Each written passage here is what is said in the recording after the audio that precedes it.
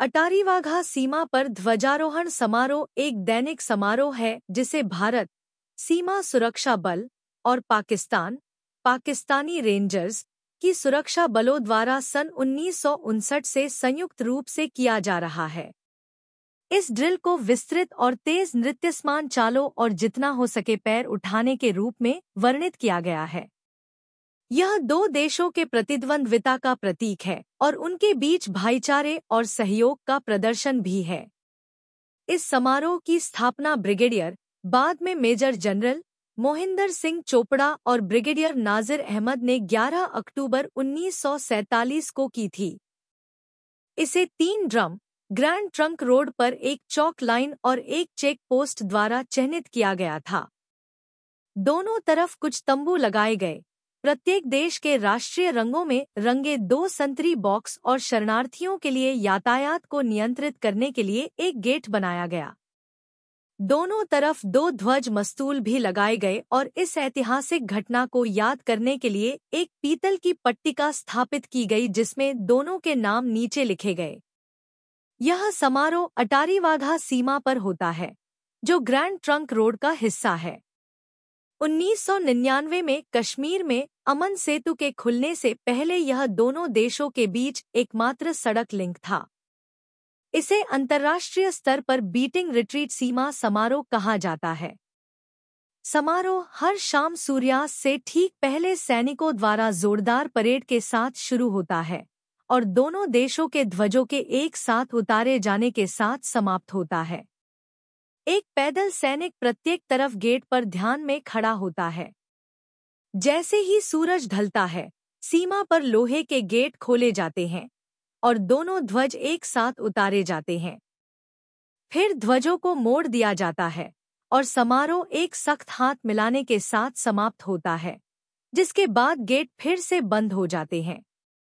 इस समारोह का दृश्य दोनों पक्षों के कई आगंतुकों को आकर्षित करता है, साथ ही अंतर्राष्ट्रीय पर्यटकों को भी। 2010 में दोनों पक्षों द्वारा समारोह को कम शत्रुतापूर्ण बना दिया गया। अब समारोह में एक मुस्कान और एक हाथ मिलाना शामिल है। अक्टूबर 2010 में पाकिस्तान रेंजर्स के मेजर जनरल याकूब अली खान ने फैसला किया कि समारोह की आक्रामकता को कम किया जाना चाहिए। इस समारोह के लिए सैनिकों को विशेष रूप से नियुक्त और प्रशिक्षित किया जाता है। उनके लिए एक दाढ़ी और मूंछ नीति भी है, जिसके लिए उन्हें अतिरिक्त भुगतान किया जाता है। वाघा बॉर्डर समारोह भारत भ्रमण का एक महत्वपूर्ण हिस्सा है। यह अमृतसर के पास वाघा सीमा पर होने वाला एक उल्लेखनीय कार्यक्रम है। यह प्रतिष्ठित सीमा समारोह भारत और पाकिस्तान के बीच लंबे समय से चली आ रही प्रतिद्वंद्विता और उसके बाद शांति का प्रतीक है। इस लेख में हम वाघा सीमा समारोह की बारीकियों पर चर्चा करेंगे, आपको इसके समय और प्रवेश शुल्क के बारे में विस्तृत जानकारी देंगे तथा यह सुनिश्चित करेंगे कि आपके पास इस अद्वितीय सांस्कृतिक तमाशे को देखने की योजना बनाने के लिए सभी आवश्यक विवरण मौजूद हों। बस अमृतसर में बसों का अच्छा नेटवर्क है और आप वाघा बॉर्डर तक पहुंचने के लिए सरकारी या निजी बस ले सकते हैं। इन बसों के अक्सर बॉर्डर के पास निर्धारित स्टॉप होते हैं। ऑटोरिक्शा अमृतसर में परिवहन का एक लोकप्रिय साधन है और आप वाघा बॉर्डर तक जाने के लिए इसका उपयोग कर सकते हैं। हालांकि यह विकल्प केवल छोटी दूरी के लिए ही उपयुक्त हो सकता है। वाघा बॉर्डर समारोह में जाने का सबसे अच्छा समय क्या है? वाघा बॉर्डर समारोह, जिसे बीटिंग रिट्रीट समारोह के नाम से भी जाना जाता है, भारत और पाकिस्तान के बीच वाघा अटारी सीमा चौकी पर हर शाम होता है। इस समारोह का समय पूरे साल एक जैसा ही रहता है, लेकिन दिन के उजाले में मौसमी बदलावों के कारण इसमें थोड़ा बदलाव होता रहता है।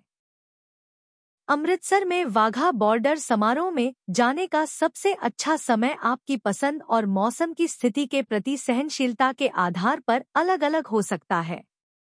यहाँ वर्ष के अलग-अलग समय के लिए कुछ विचार दिए गए हैं। अक्टूबर से मार्च, शीतकालीन। कई पर्यटक सर्दियों के महीनों को अधिक पसंद करते हैं। क्योंकि उस समय मौसम अधिक सुहावना और ठंडा होता है। इस अवधि के दौरान समारोह शाम